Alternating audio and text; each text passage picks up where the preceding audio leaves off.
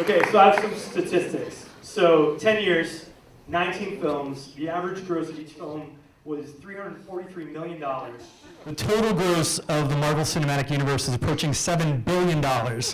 And after 10 years, they just released their two biggest hits ever back-to-back, Black Panther and Avengers Infinity War. Yeah, it's pretty amazing.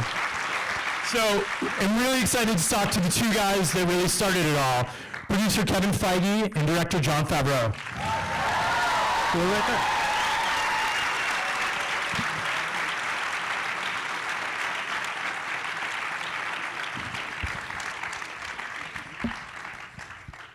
Thanks for coming, guys. You're welcome. Thank you. So I want to talk to you about the MCU and its 10th anniversary, but Kevin, do you want to give people like a brief history of Marvel before this started? Because Marvel was around making films for Marvel was a comic book company at first. I did not know that. Yes. I started Marvel 18 years ago, having been a part of the first X-Men film. And the film that I did soon after starting, that they were just getting into prep on, was Sam Raimi's first Spider-Man film. So for the first 6 years or so, we were a part of a lot of other studio films. Universal was doing the Hulk film, Fox had the X-Men films, Sony had the Spider-Man films. And around 2000, there was a Daredevil movie too, right here. there was a Daredevil movie with a great Foggy memory. Really good cast, except for one guy. A couple of Fantastic Four movies, Electro, and they all made money. And it was fun to be a part of that. For me, it was fun to see how all the different studios worked and the inner workings of each studio. Marvel did not have a lot of power contractually, but we sort of had a right to be there, and what I tried to do was earn the trust of everybody involved and become a creative partner, and they didn't have to listen to us, but we would try to get them to listen to us. Sometimes we succeeded, sometimes we didn't. And around 2006, we ended up getting financing to do it ourselves. And Iron Man was the first film of Marvel Studios which people also forget, John doesn't forget, Iron Man 1 was an independent movie with a completion bond company, with foreign pre-sales, everything that comes along with an independent movie. None of them afterwards were independent movies, but this one was. And John, what was your first involvement with Marvel? Was it when you acted in Daredevil? Yeah, I acted in Daredevil. I met Avi Arad, who was a producer on all the films Kevin mentioned, and he had a relationship with Marvel previous to it sort of overlapped with the toy business, and he comes out of that's where he started off, and but he was a producer on Daredevil. I had gotten to know him there, and we kind of remained in contact. I had worked with Mark Steven Johnson on a movie called The Replacements that he was doing rewrites on, and so I met him there. And then when the role of Foggy Nelson came up, I was like, yeah, I'd love to do it.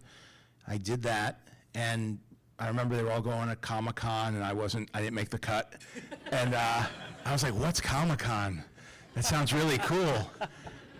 And then the movie did okay. It wasn't a hit. It wasn't a bomb, and it was fun to be a part of. And then after I had that relationship had kept going, and I had started to direct more films. I'd become more of a filmmaker than a character Was actor. Elf before or after Daredevil? It was after. It was after, that's right. It was after, and so as my name was popping up on lists, I knew Avi, and as Kevin pointed out, it wasn't like this was a prime piece of material. Everybody thought that the superhero thing might have worn out its welcome, and to remember back then it was Nolan was doing The Dark Knight and all the super cool Batman That was the same movies. summer, right? Dark Knight came out. Batman Begins came out a couple years before, but Dark Knight was after you guys, right? Right. Yeah. So it pretty much breathed new life into the genre because it was making money, getting good reviews, and he's a fantastic filmmaker,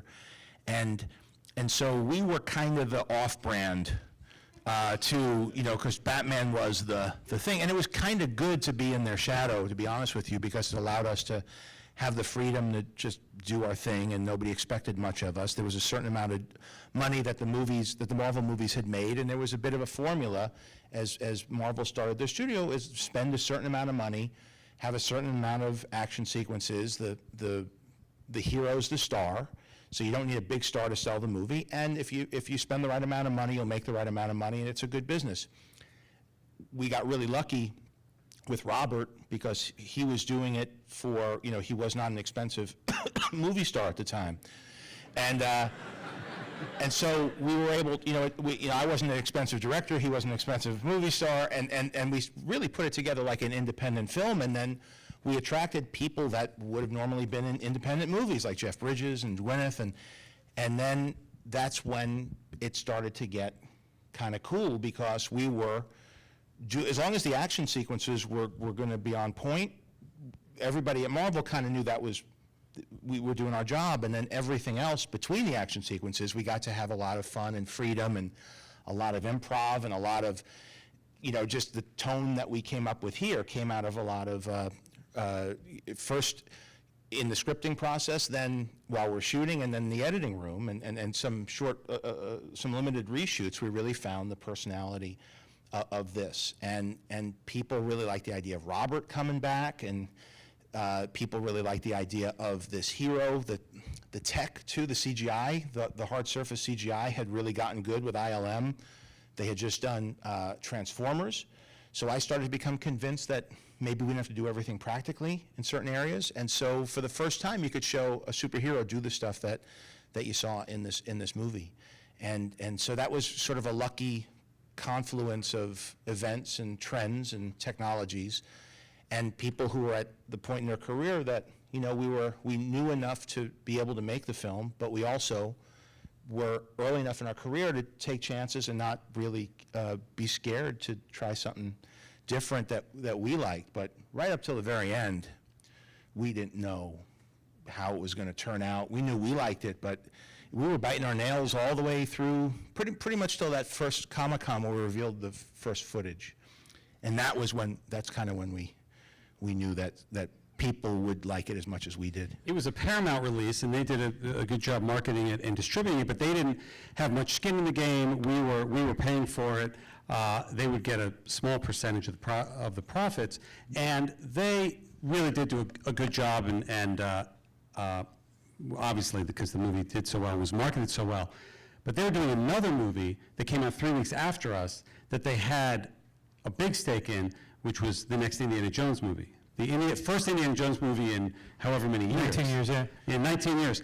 So from Comic-Con to every marketing meeting, we kept thinking we were second fiddle to Indiana Jones, and it didn't feel that way coming out of that first Comic-Con. Well, it's funny, I was going to ask you about that, because I remember that summer, it's like, whatever you think of the movie, Indiana Jones is the greatest hero ever, and it had been a long time, and you guys actually made more money than they did, like in the U.S. Like, you were very close, and I remember... You would not have believed that if you told us. Yeah, I was going to ask. It's like, when someone said, hey, you guys are actually going to outgross Indiana Jones by a couple $1 million, like, would you have believed it? We didn't know. It's a weird thing, and I don't know if any of you have worked on something where you believe fully that it's terrible and going to bomb, and you also believe that it's going to outperform everybody's wildest expectations. It's a strange. It's part of the creative process, I think, where you don't really have a gauge, and so you just have to put the work in every day, do your best job. It's like, I think Paul Thomas Anderson said about the editing process, that you look at the assembly and it's terrible, and you work on it every day, and each day it sucks a little bit less, and then one day it becomes good or great. You don't know when you pass that line. So all you could concentrate on is the work, is not being lazy, is being open to new ideas, and challenging yourself, and not sort of, not giving up the opportunity to make the most of an opportunity. And I think that's where we really did, that was one of the things I learned from working with Kevin, was he was constantly challenging, and Robert also, in different ways, was constantly challenging the material, the dialogue. We would stay up and rewrite a scene, and we'd come in the next day, and Robert would say, no, we got to work on this. And I'd be like, we signed off on it last night. Like, we stayed all night so we could finish this, and finally he says, I think I just don't like paper. Like, if he sees it on paper, he doesn't like the dialogue. But the point was, he would always challenge it to make it better, to discover something new. In the editing room, Kevin's very much that way. And it would be about finding everything you could in the cut, and then, it would be just, if we just had this one scene or this one line of dialogue, it would really tie it all together. And it was the first time I ever done a reshoot where the movie got much better from the reshoot. Usually as an actor, when you're asked to do a reshoot, it's kind of haphazard, it's desperate, it doesn't end up in the movie most of the time. But with this, we had a real surgical, like week-long set of reshoots that really crystallized everything and turned it into the movie that you saw. So I think it's a work ethic too, and I think it's a commitment to doing the best you can. And that's part of what's good about this business is it's not an easy business to get into. So by the time you get your opportunity, you are incentivized to work 110%. And I had never been that way at other jobs and other things in life, but when you work really hard for something and you have passion, when you get there, you inherit all of that momentum and energy that took for you to get there. And everybody around you has gone through the same process. Everybody I work with in this business loves what they do. Otherwise, they would be doing something else. And so there's something about what comes out of a process where people are completely mindful and enthusiastic and bringing everything they have to bear. And that's really what I enjoy about this, because we hadn't seen this movie in a long time. I look at it and I see flaws in it and things. And if I could tell the story, Jeff Bridges on this movie, we were up doing rewrites and figuring out what tomorrow's work's going to be, and of course there wasn't enough time because it was a basically relatively low-budget negative pickup for the scope of what we're doing. And Bridges was like, hey guys, come to my trailer for a drink after wrap. And me and Kevin are like, we have to rewrite tomorrow's scene, and Robert's waiting to see. And we're like, oh, we got to go, let's get Jeff Bridges, we got to go in there. So we go in there, and it's the dude, so we're in there with the dude. And his stand-in was there, shaking martinis. And he was there. Stand-in does. His does. That's why I thanked him at the Oscars. And so he's there, and he's relaxing in like a robe, and he's getting out of his bald. No, he was bald. It wasn't a bald wig. Yeah. And we're sitting and talking, and he's totally relaxed, and we're pretending to be relaxed.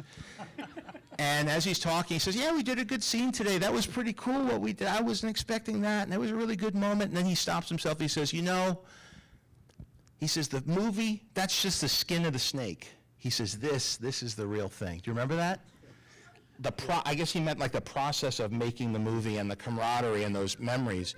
And he's right. Like, the movies are great, but you start off thinking, I can't wait to have the poster on my wall or see my name on the screen or be in something or make a movie.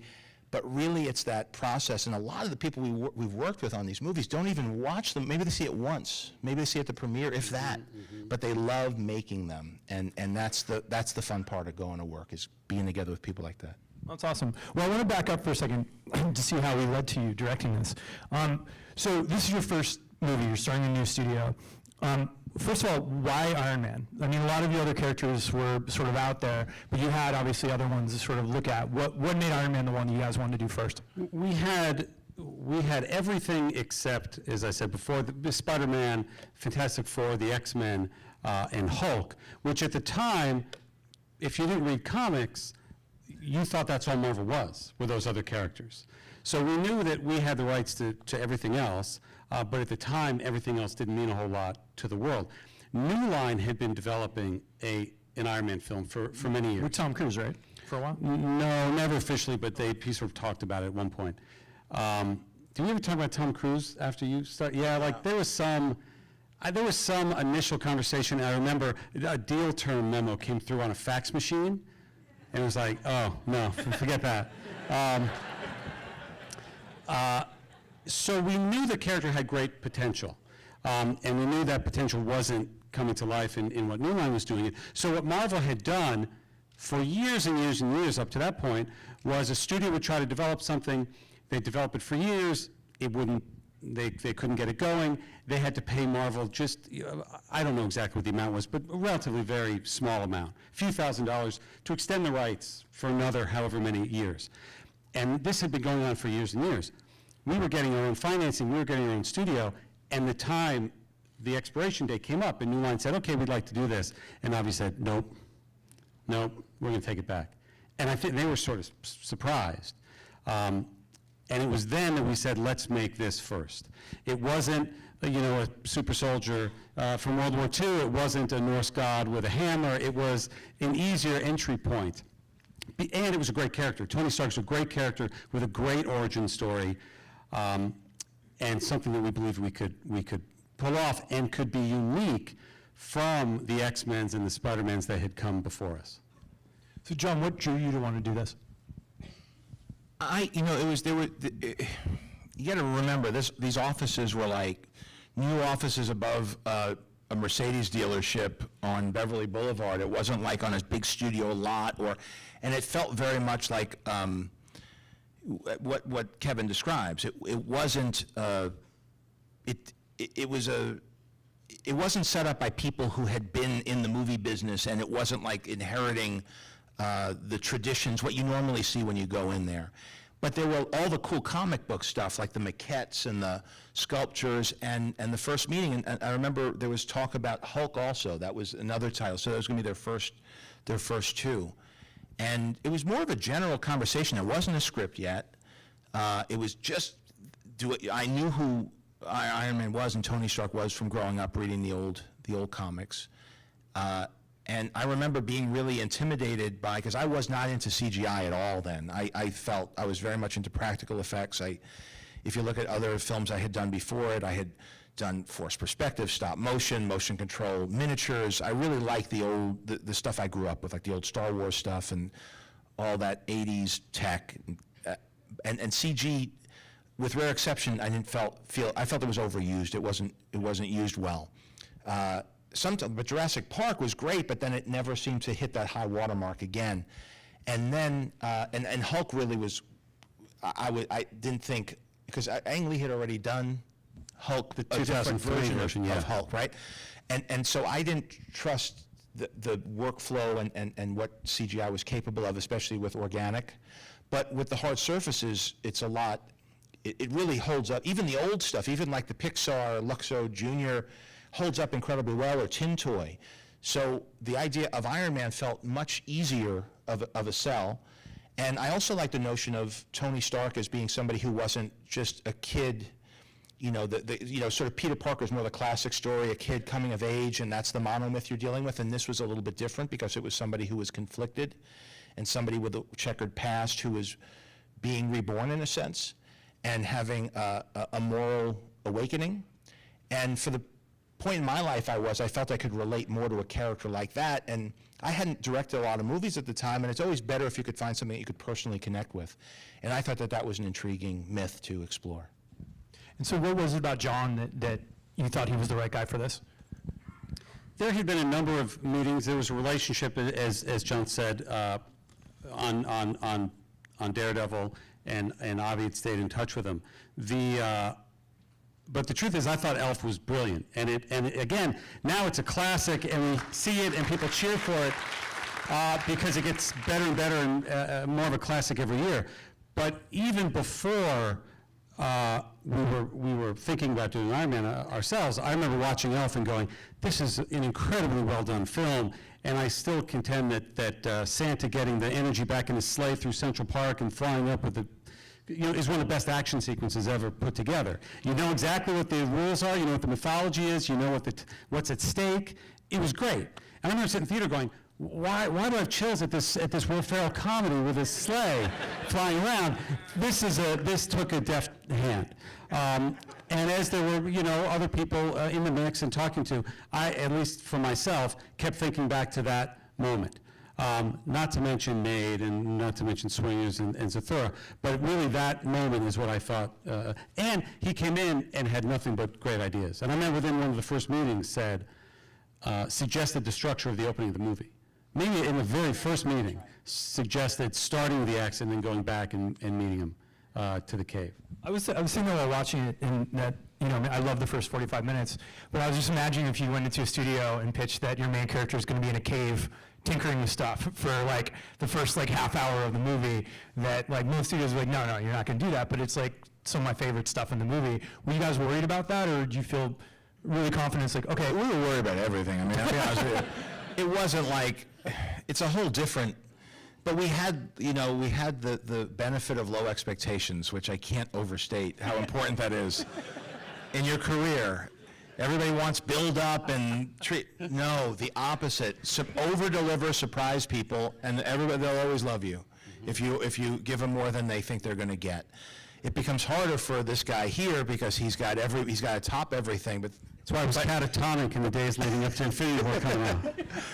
But you've been doing it. It's some run, and just it's been really fun for me because I've gotten to be part of the family and participate either as a supporting figure or an actor in it, and get to be part of the experience of it. But this guy's had to sweat it out and white knuckle it through 19 films where everybody is looking to Marvel to do something special.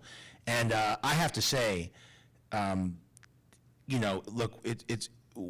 I think we got lucky to a certain extent here. We worked hard, but things broke our way. But to have a run like you've had for so long, luck is out of the equation. I mean, you've really found a way to deliver and surprise and stretch yourself and take chances. And so I really love, as somebody who was part of the starting of this, to see how the legacy has been continuing and the chances that you continue to take in the spirit of what we did here.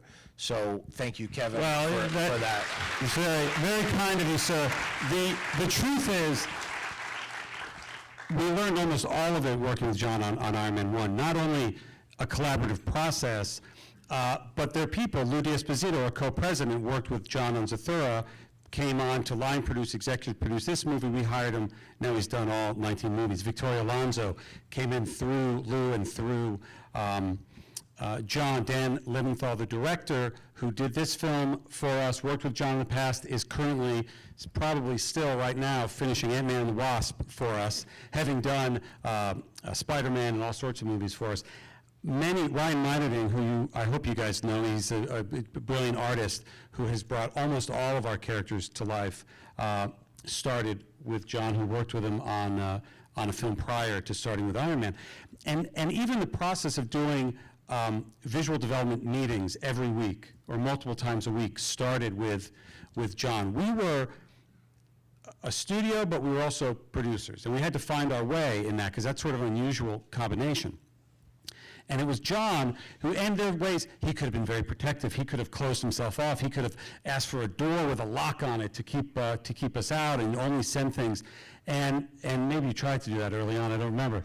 But it became very open. And it was like, well, why am I telling getting notes from 5 different people at 5 different times? Everybody come in, let's throw it up on the screen, talk about it in the moment, make a decision, and move on. And we now do that. We've done that for 20 plus films now. And it started with John and him being so creatively open to it. And it's still, I just take it for granted. That's the way you make movies. There's still sometimes people come into the process and go, wait, how's this working? What are we doing? And they quickly pick up on it because they know this is the way it is. But it all started with you. And the tonality of having moments that are really serious. When Tony Stark said, when Pepper sees him killing himself and is nervous for him and is crying, saying, I can't do this anymore. And he says, I finally know what I have to do and I know that it's right. That's as serious and heartfelt as you get. And at the same time, the robots that spray him with fire extinguishers. That's the secret. Let's talk about the tone, because I really think, like, you guys did establish a tone that you've carried forward in all the other Marvel movies, but it was coming out of a time where, like the Nolan Batman and everything, like the Bourne movies, were just really dark. And like for me growing up, and like Die Hard and Lethal Weapon, like Indiana Jones, there's a lot of humor in those movies, but it felt like we're in a time when it kind of moved away from that. And I feel like you guys kind of brought it back. Like how did you find that tone of kind of real but fun, where you have those amazingly human moments, but then you also have this great, remind me of Chaplin with like Downey with all the things sort of pulling on him, and like the comedy of the, the fire extinguisher and stuff. I mean, to me, I look at the masters like a painter would, and one name that always pops up that I'll always watch is Buster Keaton, because he really knew how to work the frame and really use technology and film technique to make laughs, and that's a big thing of what we do here. You do it on all movies, but especially when you're dealing with CGI, where you might not see versions of it for weeks or months, and you're trying to create something that's spontaneous and immediate. But Buster Keaton would set up these crazy gags with, sides of buildings falling down, and not to mention stunts and things like that, and find humor in action. And looking at filmmakers like that, looking at other filmmakers who had done superhero films before. But ultimately, it was about making us laugh, because you really can't tell what people are going to like.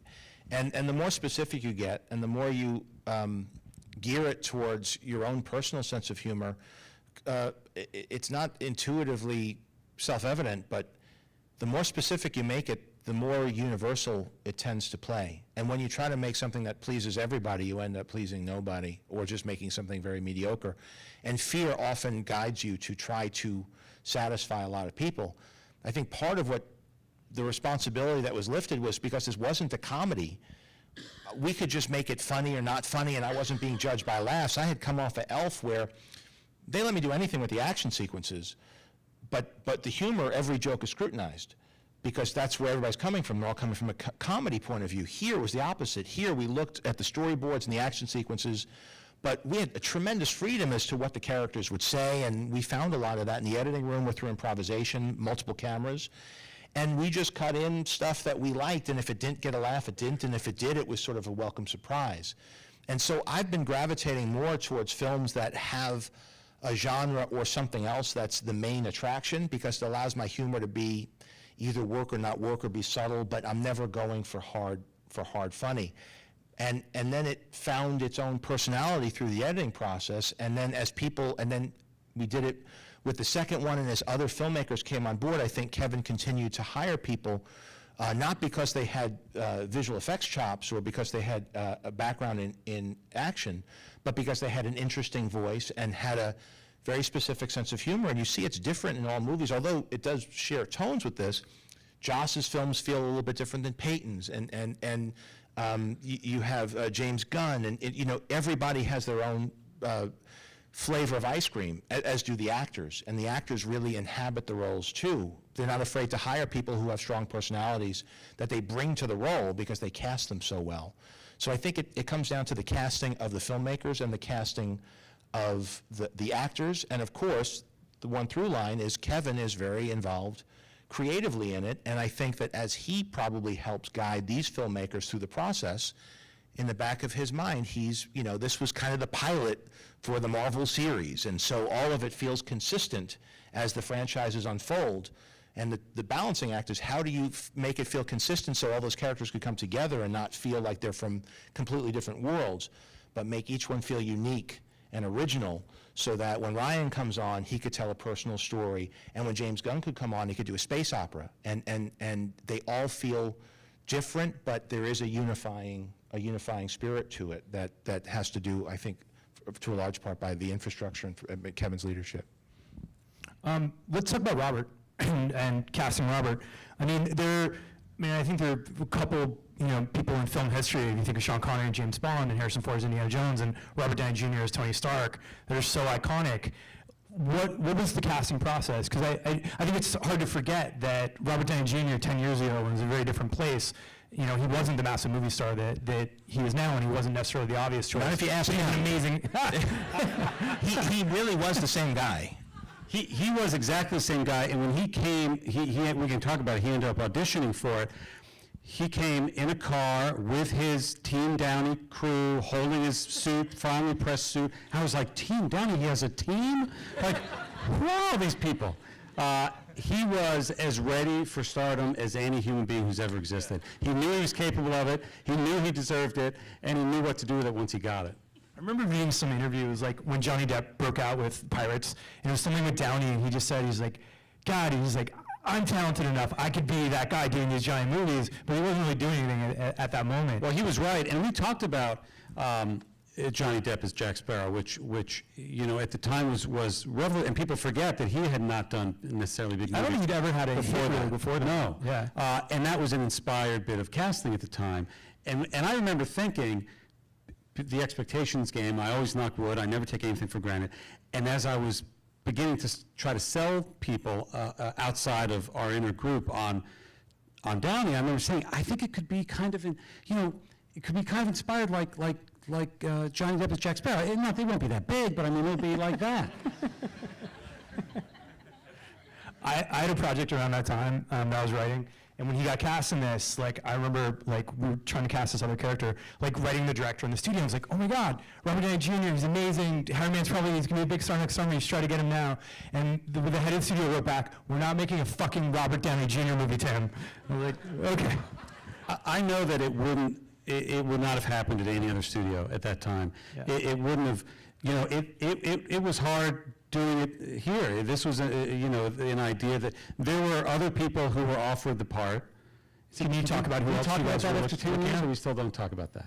I don't. We don't So, talk. well, it never. They turned us down, by It the was way. more like there was lists of names Yes, and there were yes. feelers sent out, but Yes. there was never anybody that we felt. It was a bit of there was sort of the name game and lists and trying to Right. get your green light and it's equations, and so it's not like we arrived on a name and we chased the name and then the name and then Right. they weren't interested. Right. As a matter of fact, the one person, because it was kind of a strange time, and it was a little bit like Moneyball, because there was a sense that it had to be made for a number, but because that number was low relative to what we were putting on the screen, there was ways of looking at it using ingenuity, not judging the elements, whether it's behind the camera, in front of the camera, by the standard metrics that the rest of the industry did. There were the same lists of names that everybody was going off of. They were all considered worth a certain amount of money. And if you really looked at the way these types of movies broke out, there was an aspect of the equation that wasn't really factored in, which was quality. You know, it's always like who's in it, what are they worth in this territory, what's the genre, what's the date it's coming out, what's the budget, what's the studio, underlying material. And all the people had the same spreadsheets that they were working off of. You know, there was a lot of math to it, and because we knew we had to get this movie made in a different way to get something on the screen that we were both proud of and delivered the scope that people had come to expect from the genre, we were able to reach out to somebody like Robert, who was quite frankly an undervalued asset. He was somebody who had more to offer than what his price was at the time. And because there was a certain cutoff to what we could spend, a lot of the people we weren't even considering because they were just out of our range. So we didn't even talk about a lot of the movie stars of the day. And then that equation, it became part of the Marvel way of making films, of hiring filmmakers who wouldn't normally be thought of. I mean, I wasn't on a list to do this kind of movie, and I think, especially the earlier ones, there's a lot of people who weren't on those lists either before a Marvel movie was an attractive thing. It wasn't something that you'd build a career on necessarily. That wasn't a fait accompli. But after the success run that they've had, it's become something where people seek to be part of that process. But in the beginning, you were, you know, you had to be original in your thought of how to put the team together. And I think that's part of what made the personality of these movies so offbeat and unique at the time, although now it feels, a lot of people for 10 years have been watching these, it's hard to remember when it didn't really know what it was yet, and it was kind of discovering its own tone. One of the great talents that John has always had in his career, starting with Swingers, which is still a classic and is quoted and you know, I'm not going to butcher any of the lines now, but they've become part of our culture, which is astounding, and people still, I'm sure, scream at you on the street sometimes. In Vegas, if not here. Right. We did go to Vegas for Iron Man, as you just saw, and spent a couple nights there. And his friend Vince Vaughn came, and it was quite surreal, as we were shooting in a casino overnight. But he's always been able to identify things before anybody else does. And you see it now in the cutting-edge work he's doing he did on Jungle Book, the unbelievable stuff he's doing on Lion King, talk about expectations. I have no doubt that'll be the biggest movie next year, in all seriousness. It's amazing. He has been able to do that. One of the things he did that was Marvel, and really saying these are the kind of things, and I think some of it came out of your Zathura experience, but that these kind of characters and this kind of potential franchise is the future. I remember him saying that. I remember sitting in a conference room above that Mercedes dealership in Beverly Hills and saying, all right, John, so we're gonna be together for the next 2 years, we'll bang this out. And he goes, no. He goes, Kevin, if this works, we'll be together for the next 10 years. And here we are. Wow. What was I want to talk to you about someone that, one of my favorite filmmakers that we've had here a couple times, he's amazing, is Richard Donner, who I know was one of your first jobs in Hollywood, and I've seen he's kind of a mentor to you. What did you learn from working with him? I worked with him, and I worked with his wife, Lauren Schuler Donner, who was the producer on, among other things, X-Men, which is how I got involved in X-Men. How I got to Marvel was directly through them. I was attending this school 25 years ago, and I saw that a lot of my friends were getting internships, and I thought, well, that's what we should do. That's what, that's what you do. You go get an internship and don't get paid for it. And they were interning in a place I hadn't necessarily heard of, and I for some reason, I was like, gosh, if I'm going to go work somewhere, I'd like to be somewhere that I knew and admired. And I went to the old Lucas building, which at the time was a relatively new Lucas building. And on the second floor, they had internships posted, and it said Donner Schuler Donner Productions at Warner Brothers. And it was solely my love of Superman and all the things Dick had done that I applied and ended up getting it. And by the way, that was the only resume I've ever filled out in my entire career, was to get that internship at the Donner's Company. And I filled it out, I think I went to a Kinko's. Is there still no, Kinko's doesn't exist. There's a FedEx thing down there on Figueroa that I had to find a template for a resume to fax it in to the Donner's Company. And, it was really Lauren that I learned a lot from as she was producing a number of movies at the time. I did a movie called Volcano. Okay. By the way, starring Don Cheadle, who we went on to work with, and Tommy Lee Jones, who I went on to work with, both of whom, when I first met them, said, we worked together before on Volcano, and they both went, really, that movie. And then we did, and then Lauren produced You've Got Mail with Tom Hanks and Meg Ryan, and Nora Ephron that I worked on, and it was during that time that she had this project that not much was happening with, which was X-Men. And I started doing notes on it, and I started, they don't ask for your input. You just sort of start doing it and leave them on the desk and hope they take a look and find value in it. And soon after that, Bryan Singer was hired, and the team started to come together, and Lauren very graciously In included me. X-Men 151, Wolverine actually wore the other costume. They need an expert. Were you a big comics guy? I was a big movie guy. That's sort of the only thing. He's not going to answer it because he's so. He knows Marvel, and has helped create the MCU and this new mythology that stands connected to but separate from the books. But he actually knows more about Star Trek and more yet about Star Wars. And yeah, that's right. So I remember when we were mixing this film, I got us into the archives at the ranch, right? So we're at the Skywalker Ranch, and there's a building that they claim doesn't even exist, but it does. And hopefully all that stuff eventually will be at the museum going across the street here. But so you have the archives, and George Lucas understood from the beginning that he was creating something special, and so he saved everything. And so it's like in Indiana Jones where they put the Ark away at the end, that big cavernous warehouse where everything is meticulously documented and filed away. And if you get in there, there are curators that are there in this temperature-controlled, actually double warehouse, with all the costumes, all the paintings, the matte paintings that are done on glass shower doors, and everything, the models, the Imperial cruisers, but then there's a lot of very obscure stuff that some things, that's a lightsaber, that's R2-D2, like I knew that. And then I would walk around with him and with the people who work there, and I would ask them, and they'd be like, let me look it up. He says, that would be the drum from the special edition of the Return of the Jedi. It was like, he turned into comic book guy from The Simpsons there, and he knew every single thing. And I was like, this is astounding, like a Jeopardy contestant. And everything about Disney, too, by the way. You're a big Disney I know a lot about expert. the Disney parks beforehand. That was the secret. I knew all that stuff about Star Trek and about Star Wars. I learned a lot of it on the fly about Marvel. I knew by osmosis things about X-Men from the cartoon series, things about Spider-Man from the pajamas when I was a kid. But I learned a lot.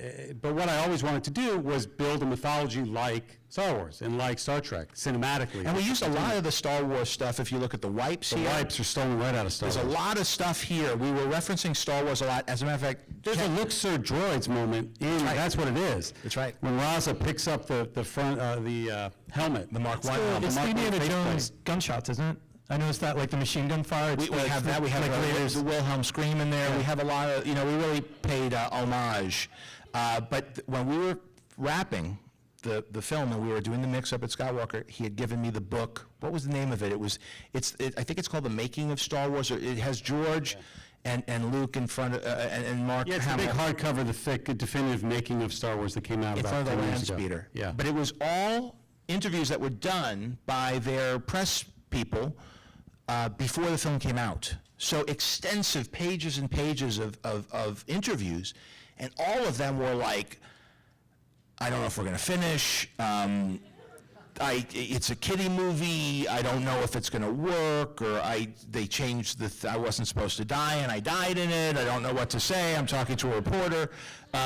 So it was like the most uncertain and honest and angst-ridden interviews, and especially with George, who was like scrambling to try to figure out how to make this all work. Because remember, what's different with George and with us is he was inventing all this stuff as he was going.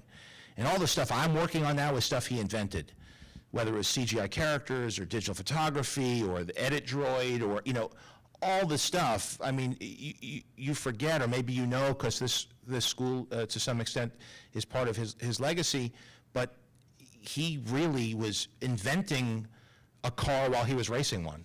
And so, as difficult as we had it, he had it infinitely harder, and he was kit bashing costumes and sets and just getting barely enough to get through it. And Kevin gave me that book, and I was reading, and I remember thinking, wow, wouldn't it be something if our movie turned out to be something people like and is remembered? But we had no idea. And it's amazing how that pattern repeats itself so much when people are on the cusp of doing something that ends up being one of the more significant pieces of their career. It feels just the same as when they nosedive, too. You just don't know. You don't know. And it was nice that he gave me that book, because it gave me it gave me faith and a feeling that able to visualize maybe this will turn out well, and maybe we'll finish this and people will dig it, never having thought that here would be 10 years later his alma mater. I was just excited we got to see all the Lucasfilm archives, and we have a picture of John and I on Hoth, which I thought was amazing. That's awesome. To this, Well, this is a little side note, but I'm a huge Disney Parks fan, as I know you guys are. Kevin, have you been, Marvel's finally coming to the parks, how much of a part of that have you been, and how cool is that you grew up going to those things, and now you're actually, the best. It's the creating greatest. land? Yeah, it's the greatest. There's a Guardians attraction at California Adventure now. There's one under construction at Epcot. Epcot was my favorite park when I was a kid. I grew up in New Jersey. We'd go down to Disney World. But it's great, and I went a couple of times after park hours to test ride Mission Breakout, the new Guardians ride, and just walk around the park when it's closed. It's amazing. I found out the answer to how many times in a row can I ride Tower of Terror? 6. Yeah. That's awesome. Well, let me open up to some questions from the audience. That guy was really excited with the red shirt. Thank you both so much for being here. One thing I just want to say is this movie 10 years ago convinced me to study film and go to film school and go on this path. And 10 years later, I'm working in one of the majors, and I credit that to you guys, so I can't thank you enough. One thing I wanted to ask you is, in studying both of your careers, I've seen kind of a moment for each of you where there was sort of like a turning point. With John, I know leading up to Swingers, you and your friends were actors, and you weren't really happy with the work you were getting, so you wrote this amazing script, and then that just kind of blew up. And then for Kevin, leading to this moment with Marvel Studios being its own company and making this film, I'm imagining, looking back, it was a very exciting time, but in that moment, I'm sure it felt like, holy shit, what's happening? So I was curious if you could talk to that moment for each of you. Well, for me, it was pretty simple. I had almost nothing to lose. There was a lot riding on it because the rights to 10 of our characters, the film rights to 10 of our characters, that was what was on the line. Marvel didn't put any money up front into the movies. This was a loan. And Marvel, the collateral was the film rights to 10 properties. So the worst that would happen is we wouldn't get to make another movie, and I'd try to go work somewhere else. And it was interesting because Avi Arad, who hired me and who had really believed in the notion of what Spider-Man could be, what X-Men could be, decided to leave just before we started, as we were prepping Iron Man 1. He was doing other things, he was interested in other things, and he was sort of moving on. And there was a time when the then sort of head of Marvel, who's based in New York, was on a conference call, and he said, can we make these 2 movies? Can you deliver? And up to this point, all communication had gone through Avi. And Avi was now on his way out, and on the speakerphone, the head of the company said, Kevin, can you deliver these 2 movies on time in 2 years? Yes. And from that moment on, it was just, get them finished. I forgot how weird that was. Just finish them. That was a weird thing, that it was, Kevin was sort of the exec that was, I knew him and liked him because we were the ones who kind of behind closed doors were like, we got to get Robert on this movie, you know, and that's kind of the first conversation we had, not in a big conference room, because it was like, who are we going to get, all the things we talked about. And so we had a nice experience of having strategized. It took a long time to figure, okay, let's do a screen test and let's bring him in, and I'll talk to Robert, who was not about giving up. Did you know him before then? No, I met him in a meeting. It was one of those meetings also. A lot of the Marvel people had met him because I think he'd come in for Fantastic Four or something. Dr. Doom. Not that that's first I've That was heard different. of. Yeah, I that don't know, was maybe Fox. He had a lot of the people who were there were like, oh no, we knew him already from, and he wasn't like, nobody really thought he was going to be a contender for it. And I met with him, and he was like, he had the fire in his eyes. He was like, I'm ready. This is me. And he was clearly, it's like what Kevin describes. He was ready to be a star. He had done the work. He had gotten to the point in his life where he was ready to move forward, and just was out of his own way and was ready to make a run at it. And I was a believer, and and then his body of work, of course, everybody loved, and he's perfect on so many levels for it. No, everybody acknowledged that. And then we, were told he's not going to be the guy. I told him. Who's telling you that? So did Paramount have to sign off? Or No, what it was the- more. No, Paramount didn't have to sign off on it, and I had one conversation with a then exec at Paramount saying, because we were navigating this relationship with Paramount, we had all of the creative control. That was the whole reason we were doing this. But I'm always interested in being a good partner and collaborating, and I sort of floated by this exec. I think we were kind of leaning towards Robert Downey Jr. And he was silent and said, have you thought about this person, this person, this person? And I went, yeah, I'm not going to run stuff by them anymore. But there was a great fear. I mean, the people who were in charge of Marvel at the time believed in this, got this financing, let us do what we were doing. But they didn't work on movies, they didn't know anything about movies. So they knew one thing and one thing only about Robert Downey Jr. He went to jail. He wasn't insurable for a while. He was the most famous troubled actor in history. And we're going to put the entire future of our studio behind this guy? Forget it. Forget it. And he had a lot of good years. He'd already, as far as, that was perception, but he had done a number of films. Just Kiss Bang Bang. Worked his way up, Yeah. quite a few, yeah. Well, he was insurable. He was, by yes. that point. It wouldn't have worked otherwise. Right. And he did something which people forget, but was a genius move on his part and his agent's part, because it let me use it as ammunition years later, which was he was the villain in the Tim Allen remake of Disney's The Shaggy Dog. Nobody remembers this. I forgot that. But I got to say to the Marvel board, no, of course he's in trouble. And this was before we were Disney. Disney hired him. Disney hired him to be in the Shaggy Dog movie. And that at least opened the door enough to do this screen test. So, when I told Robert it's not going to happen, I'm sorry. He was like, with all due respect, you're wrong. He said, I am going to be Tony Stark. I was like, great. Like I said, if you have the stomach for it, I will not give up until you give up. and we will try, but it's going to take patience, and that's when we were talking, and that's when the idea of let's do a screen test came up. And once you let Robert get on the court, I mean, you couldn't even, there was no way to even argue it.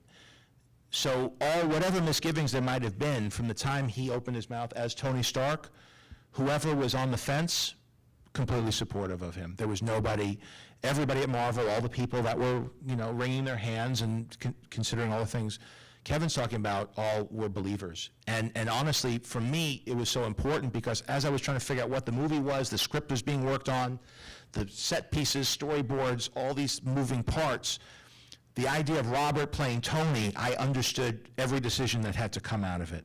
And so when you talk about what's the moment, writing Swingers was something I did because I had final draft and I just started messing around with it, and then I just kept saying no to people who wanted to do something. So it was like it wasn't like a thunderclap, but I'd say one of the big ones, if you look at the good ones in your life, one of the big ones was getting Robert to be in it. Even though it was, and I think that was a moment for Kevin, for myself, clearly for Robert, and everybody involved, because I think if you pull that one thread,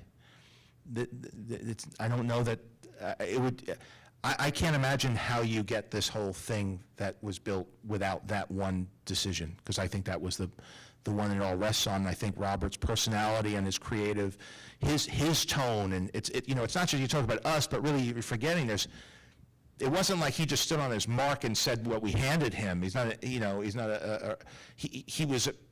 was part of that thing. It was a process. And he brought all the energy that he had grown up around his dad and all the films he had done, the independent films, he brought all that to bear here. And it was just a point where we're all ready to kind of meet in the middle. So I think that was the moment that changed everything for me. But you need a few of those moments in a life. But that was one of the big ones. Did you, something I was curious about, did you always want to direct, or was that something that gradually came, because you started as an actor, obviously. I thought eventually I would, as an actor, I would get enough clout as an actor maybe to be able to do my own stuff, but it wasn't like I wanted to be a director. I used to make movies when I was little, but I didn't think it was a realistic option at all. It was always something I would love to do. I mean, I was an usher in the RKO Keats in Flushing, and now, and the first movie that was there was Return of the Jedi, and now I'm making Star Wars shows for, working and knowing George Lucas and, and getting to play in that sandbox. And so, but when you can't connect, it doesn't connect even in your mind, where I'm from, that's even a possibility. But as I look back on it, and I think about what it would feel like if I knew then where I could be, I'm so happy and grateful that I was able to have that because I really love, I work really hard because I love working. I love everything I do, like not how it comes out, but the process of doing it. I enjoy even the failures. I love crashing into it every day because I'm just around so many smart people. All the new technology is being shown to me and presented to me, all these great filmmakers and other people to collaborate with, people to give me advice, and you're part of a great community, and it's just, I can't overstate how grateful I am for the types of projects and people that I work with. And it's really, it's a super special thing to find something that you love doing and getting an opportunity to do it. That's awesome. Well, yeah, proud. That was great. Kevin, I was always curious, sorry, and we'll get back to you guys. Kevin, I was always curious with you too, when you were at USC, what did you envision your career to be? Did you always want to be a producer? Did you want to write? Did you want to direct? Like, what were you thinking? I wanted to do all those things. I just wanted to be in the room where it happens. I mean, that's to quote Mr. Manuel. It is, that's really what I wanted, and that's what I started getting at the Donner's Company. And I knew, of course, Dick Donner from all of his work. Lauren, I got to know more and got to see the fun of doing multiple projects at the same time. And Dick would do a movie every few years, and Lauren would do a couple movies a year. And I started to see how fun that was, which is what sort of led us to where I am. But it was, I would sit in this room and watch filmmakers. I just wanted to be a part of it at any level.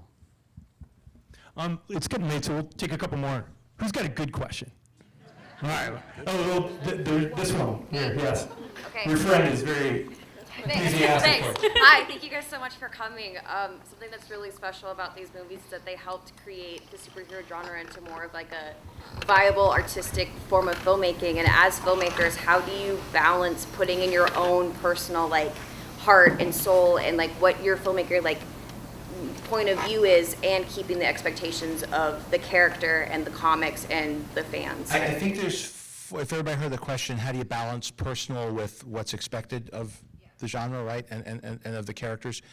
I think some of it is just gut, following what you feel, but that's just a way to say that you're using a different part of your brain than the front. I think that there's a lot of, and those of you who are in school here too, the more you can learn about storytelling and myths and archetypes, it's what led me down the path, because I was interested, I like Star Wars. Star Wars got me into samurai movies. All of that got me into Joseph Campbell. I'd watched The Power of Myth when it was on VHS with Moyers and Campbell at the ranch. And I just familiarized myself with that, and now I continue to learn about that, because I think that characters like these and genres like these have a form. There's a form to it, and so that form creates boundaries and parameters. And for you to actually, it's like music or anything else, there's a structure to it, and that structure creates a tension between the freedom and the containment. It's the balance, and that's part of art. Like any type of artistic endeavor, I find works best when there's a tension between two different things, because you want to do anything, but yet you have to contain that thing. And so the superhero films, and as we talked, I really had to learn from talking to Kevin about, okay, let's talk about villain stories. What type of villain stories are there? What have you done in all the movies you've worked on before? What's fresh that you haven't done? And so I was picking his brain a lot, and I was creating rules from it. So like, for example, with villains, there's two basic villain stories. One where you're going after the villain, and one is where the villain's coming after you. Like, as simple as that, but that's a rule. And let's talk about the opportunities and possibilities for each one. And we already did one kind of like that in Spider-Man 2, or we already did. And so you're trying to avoid repeating yourself in a very limiting genre in certain ways, because it's a 3-act structure. It's going to be an hour and a half to 2 hours long. And there are certain archetypes that you're dealing with these heroes. And so you play that tension against the form. And like, I like everybody, I don't know that people appreciate Ryan Coogler enough, because certainly, yeah. Everybody sees Black Panther as, look, he played with the form and found a way to bring a lot of personal perspective to it. But you really look at Creed. That's the one to me that blows my mind, because he made a Rocky movie with Rocky in it that was really good, and like it was as good as any Rocky movie, So he found the rules of the Rocky movie, not just a fight movie, but a Rocky movie. And I grew up with Rocky. Like I was in '76, I was seeing it in the theater. And for this young guy to be able to find that way to find his perspective on it, after telling a very personal story with Fruitvale before. So not only could you tell a personal story, but then you could fit into those two things. And so as a filmmaker, I look at that and say, that's on a very impressive level, because you're not just expressing yourself, you're expressing yourself within a style and a form.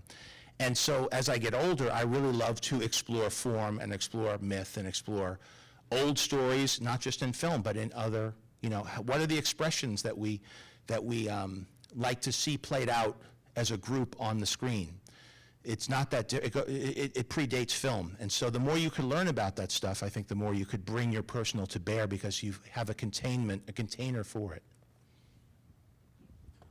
Let's take like 2 more, and then we'll let these guys go home. We'll answer shorter. I'm sorry. We'll get more questions. No, I appreciate you guys staying. First off, thank you from the bottom of our hearts for the last 10 years. And I'm going to call it for the next 10 years. Woohoo! When I saw Iron Man 10 years ago, my bike was stolen the night before. And when I went to see it, it was in the parking lot, and I stole it back.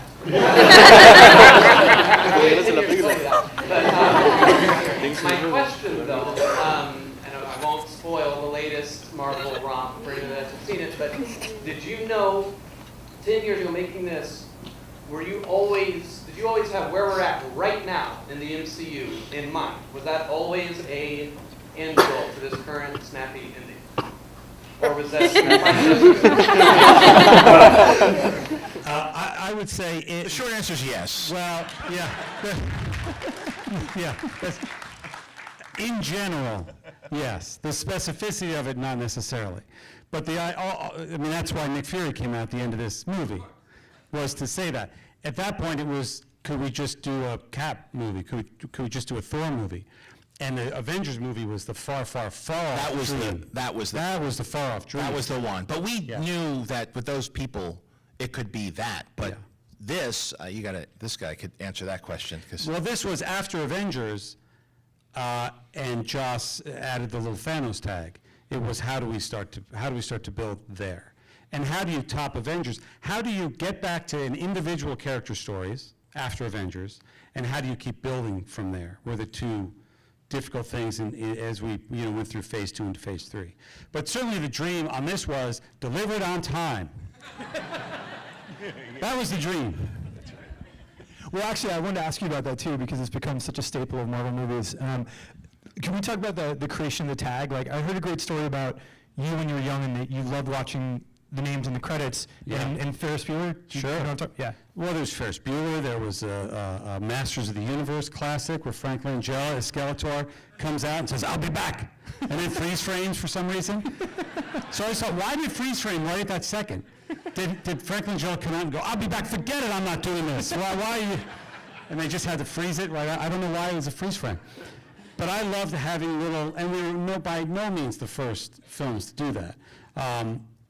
But it was always fun. And the Nick Fury idea in particular that came up, and we shot it secretly on a Saturday, and Sam we drove the car onto the stage, and it leaked like the Monday. But we cut it out of the premiere. right. So everybody who was saying that it leaked, they were all called liars online, like all the bloggers, because we didn't show it in the premieres, and that was like a week or two before the movie came out. And they were swearing, "No, it really is in there, I'm telling you," and they sounded insane. And then, of course, the movie had it, but we really went out of our way. And by the way, the Nick Fury thing was a big part of when Kevin started this version, the Marvel Studios, was that I think he was frustrated by how little concern the studios had with the fan base, because they were seen as a very small part of the movie-going public, and they were going to come anyway because they were going to see a movie because it's based on their superhero. And all the effort was getting the people who weren't into the movies or into the books to come see it, make it accessible to other people. And part of their mission statement was, no, we're going to stay true to the books and stay true to the mythology that was developed. And it was really fortuitously timed, because it was also as social media and the internet was starting to heat up, because I don't know that this could have worked without it. And so you had Comic-Con, but you also had communities forming and people discussing things and people of like opinions. And when I was growing up, maybe there'd be a couple people in the lunchroom that felt the way you did, but when all those groups could get together, they're discussing it, and the real ground roots support starts to swell. And so Kevin and the Marvel team were rewarded for this approach. And the Nick Fury thing was just meant to be an Easter egg for people who read the Ultimates. Like, wouldn't it be cool for them, after the credits, let's give them a big wink and say, thanks for paying attention and thanks for sticking around, and this isn't for everybody, this is just for you, because in the Ultimates, the way he's depicted, Nick Fury's depicted, is based on Sam Jackson. And so we were like, what if we really, and he's like, I think we could really get him, and then he's a big geek and a big fan of this stuff, and he's into Star Wars and into comic books, and so he came by and did it, and as Kevin said, it did trickle out, but it's still the impact of it. And then, of course, it turned into all these little casting choices that were flippant. I called Paul Bettany because I was in Wimbledon with him. He thought he had a good voice to play Jarvis. He did it over the phone. He never even watched the movie, he said, the first time. Now he's the Vision. It was so surreal. I visited him on the set when I was in London, and he was there in purple, and I just looked at him, and it was like right where we had shot. I think it was on the same stage as we shot Wimbledon. I'm like, what's going on? And he was like, I don't know. Life is weird. Clark Gregg was my neighbor. I begged him to do the cameo, and now he's got a TV series. And there's somebody else in the, and also Nick Fury turned into a 9-picture deal, too. And that was just supposed to be a little cameo that he did. I know he didn't get paid a lot for it. It was something he did out of love. Yeah, and he knew it. He always, I mean, you know, Sam thinks ahead. So he knew that maybe it could go somewhere. But He still claims that Mace Windu is still alive, and he's waiting for that phone call. He said George told him, he's like, yeah, he's still alive. Anyway. She's been dying. Oh, yeah. Also, big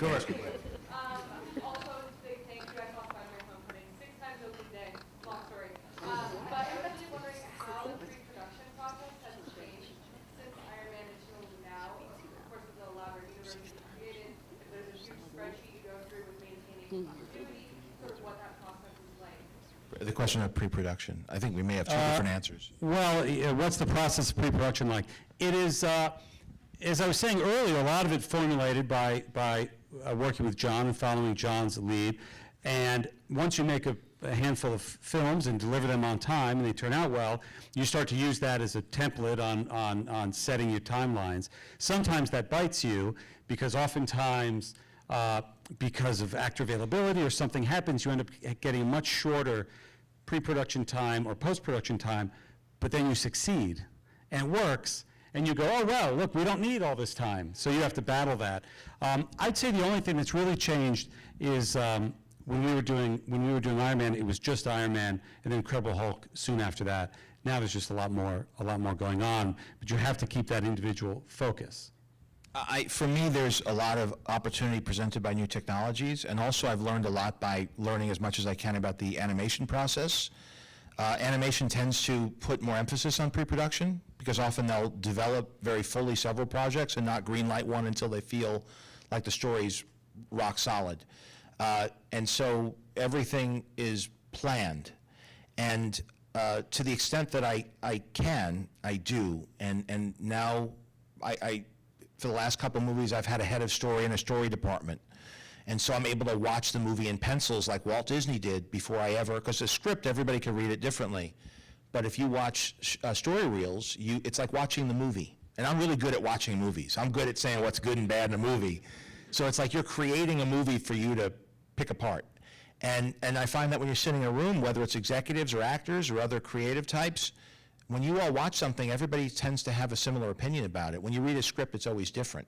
So it's a way to get people on the same page creatively and guide them through. And now I've been using for Lion King, virtual reality, building the sets and everything in VR and actually going to the places that are going to exist digitally. You know, back on Iron Man, a lot of it was we would plan it with pictures, maybe do some previs, shoot it in front of green screen and figure it out, the fine details of it in post-production. So for something like Lion King. Some people still do it that way, John. What's great about John is, as I said, helping us pioneer what we were doing to begin with, but then he went off and pioneered a whole other level of technology. One of the early meetings we had on Infinity War was John coming in, sitting with Joe Nance, Russo, our entire team, and walking us through kind of the new generation of what we've done on Jungle Book. Yeah, it was amazing, amazingly gracious of John to do that. All right, because it's getting late. I could listen to you guys all night, but who has one last great question? Who feels really, this woman back there, yeah. Yeah, I have a question, a two-part question. For both of you, if you could be in a time machine and go back in time, what would you tell your young self about life and the industry?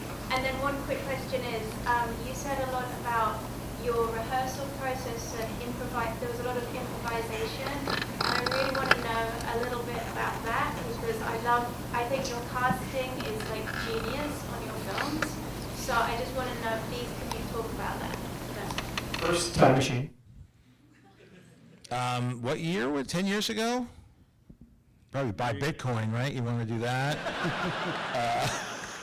Tesla. That's what you tell your younger self. Yeah, no, I would say it's always going to feel just like this.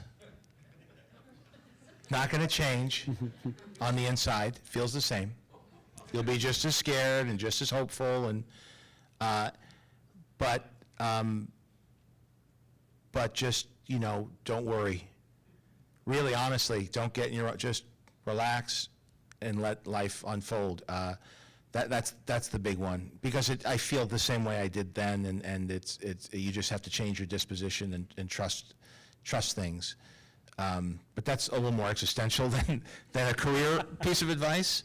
And then as far as improv and the process, I think casting's the most important thing. So thank you for complimenting that. I think I think I'm really good at picking great people to work with in front of and behind the camera. I just try to get people that are smarter and more knowledgeable and more talented than I am, as much as, you know, in every area, and I learn from them and listen to them, and I could manage that dynamic well, and I could bring in really talented people and help them all work together. But when it's really clicking, I'm not doing a lot. I'm just bringing great people together, and that's honestly the most gratifying part of it, is when you see it all happen, and you could just sort of stand there and watch it all unfold. And then sometimes you got to jump in there and guide things a little bit, but when you do your job and you cast the right people, and then when they improvise, they say the right thing, and so it's about finding the right people and trusting them, and then sharing the credit, which I am doing now, which I'm saying that everything here, and as a filmmaker, you get a lot of attention that you're the person, but you're kind of the front man to the band, or you're the conductor, but you're not playing any instruments. They're all playing it around you. And so being grateful for it, and being generous with expressing how much others contribute. Doesn't get better than that. I wouldn't go back in time and mess with my younger self, because I'm afraid I'd create a paradox. I'd screw something up, and then I wouldn't be here where I am now. I'd go back to 1955 and see if Mr. Sandman is really playing, and the Texaco guys come and run around the car. That's what I'd do. Well, let's give a big round of applause for Kevin and John. Thank you. And to quote the Marvel end credits, Kevin Feige will return next Thursday with Avengers with Joss Whedon.